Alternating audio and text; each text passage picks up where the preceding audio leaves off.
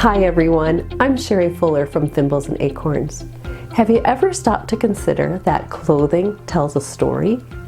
Throughout history, the cloth, the cut, and the construction of clothing not only reflected the identity of an individual and the culture that they lived in, but also told us a lot about how people from different cultures interacted with one another.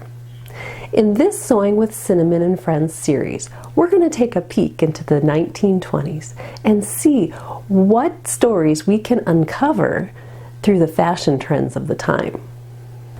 During World War I, fabric was harder to come by, and women needed more practical attire as they entered the workforce to fill the vacancies left by men who marched off to war.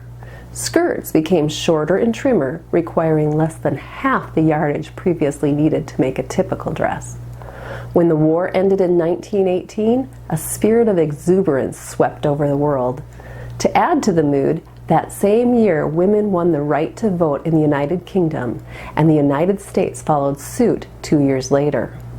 There was a new sense of hope for the future, but that hope was tempered by a disillusionment from the experience of the war. This was the Jazz Age, and this new soulful and heady music ushered in spirited new dances such as the Charleston and the Foxtrot. Artists, architects, and designers embraced the Art Deco movement, an artistic style characterized by its austere geometric designs. The world was in a state of upheaval, and that was boldly displayed in the fashion trends that became popular in what would become known as the Roaring Twenties. Women had come to appreciate the ease and comfort of their simplified wardrobes, and there was no going back.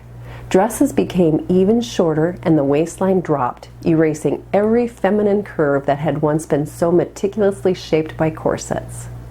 This new silhouette paralleled the geometric forms that epitomized the Art Deco movement and the free and easy style of the Jazz Age. My 1920s Mary Brooks dress pattern was specifically designed for this series. It has the popular dropped waist silhouette, and in keeping with the geometric Art Deco style, it features a pleated bodice that is set into a front panel and waistband at right angles.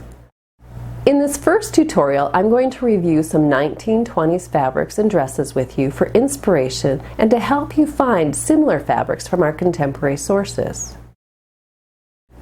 In the second tutorial, I will be demonstrating how to add hand embroidery to the front panel and waistband of the dress. In the third tutorial, I will be showing you how to insert a tiny piping of ribbon along the straight edges and inside corners so that you get a nice even reveal. I will also show you how to inset the bodice sections into the front panel and waistband to get clean, sharp right angles.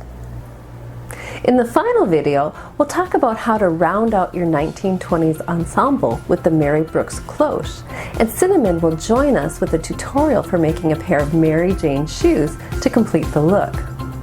Well, let's head over to the next video to take a look at some vintage style fabrics.